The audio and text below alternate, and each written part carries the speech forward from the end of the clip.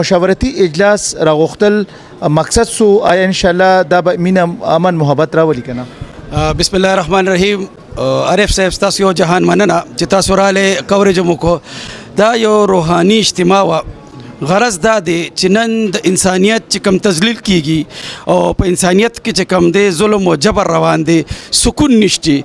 سکون د پاره نن ضرورت دا دی چې مونږ چې کم دی یو داسې روحاني درس ورکو چې د کوي کې د انسانیت خیری که هغه د هر مکتب فکری که هغه د هر نسل سره تعلق لري، ولې چې زمونږ د ټولو محور او مرکز یو وجود دی چې په دې بینر باندې چې هغې مین لیکل شوي دي چې تاجدار ختم نبوت د آقا کریم حضرت محمد مصطفیٰ صلی الله علیه وسلم محسن انسانیت ته معلم انسانیت ته هغې امن خبره کړې وه.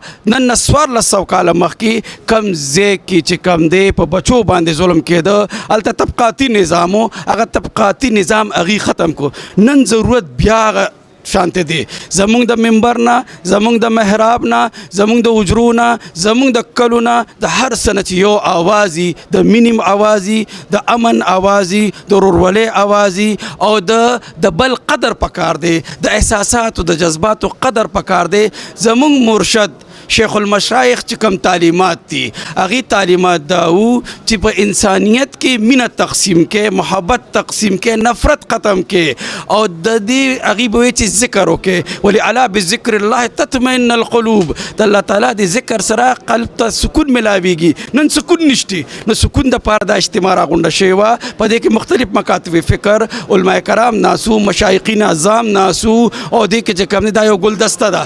دا د مردان فخر دی چې مردان ته د پاکستان د مختلف علاقو نه دا خلک رالل. ولې رالل؟ دغه رالل چې د مینې خبره کوي، د محبت خبره کوي، د خپل مرشد سره د عشق خبره کوي او د خپل مرشد د پاره چې کوم دی هغې وایي چې د هغې نظریات عام کو.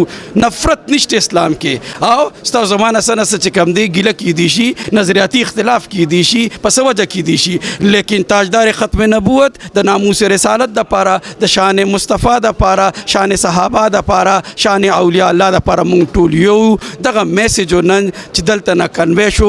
او ستاسو یو ځهان بیا مننه چې تاسو ولې نن میډیا دور دی، نن د میډیا وار دی. مونږ وایو چې میډیا په ذریعه باندې دا خبره عالم ته پته ولګي چې اسلام د امن درس ورکوي، د ورورولۍ درس ورکوي، د دهشت نه ورکوي. نن چې کوم دی پښتون خلاف یو سازش روان دی چې پښتون دهشتګرد دی. دا علاقه د امن ده، د ورورولۍ ده، میلمه دوست علاقه ده. دا دلته خو چې کوم دی په یو میلمه به راغی، حجره به ورته کولاو شوه، جومات به ورته کولاو شو، خلک به چې کوم دی کور نه وله چې کوم دی خوراک راوړو. دا هغه خطه ده، دا پرامن خطه ده، دا د نبي پاک صلی الله علیه وسلم خوښه خطه ده. نبي پاک صلی الله علیه وسلم فرمایلی دي چې یخرجو من خراسان، دا علاقه یاده کړې ده. نبي پاک صلی الله علیه وسلم فرمایلی دي بدو الاسلام غریبا وسعود غربا. نبي پاک صلی الله علیه وسلم دې له زیری ورکړی دی، دې علاقې له زیری ورکړی دی. د امام مهدي لښکر به هم دې ځای نه نو یو سازش دی دلته، یو صهیونیست سازش دی، یو چې کوم دی د هغه مونږ د بین الاقوامي سازش دی چې دلته چې کوم دی د اور باران دی. مونږ وایو چې مونږ امن قایم کو. بیا د دې سټیج نه مشاورت د پروګرام نه تاسو کته دومره زبردست میسج کنوی شو چې سکیورټي فورسز دي، زمونږ چې کوم دی افواج دي، هغې چې کومې قربانۍ ورکوي د دې ملک د پاره، د دې قوم د پاره. ولې چې دا ملک دی نو مونږ یو، که ملک نه نو مونږ نه یو.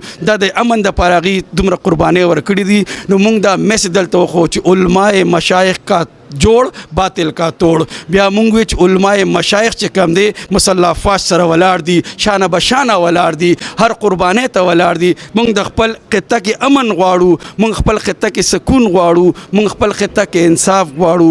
مونږ غواړو چې د بل نظریه لږ سوچ وکړي، لږ فهم وکړي، ادراک وکړي. کیدای شي ستاسو پوینټ اف ویو هغه محدودي، د بل پوینټ اف ویو چې کوم دی وسیع، وسط قلبي پکار ده، وسط نظری پکار ده، تنگ نظری نه ده پکار. اسلام دغه درس ورکوي. نن دغه پیغام د دې اجلاس مشاورت مین تیم هم دغه دی چې موږ وسط قلبي پیدا کو، وسط نظری پیدا کو.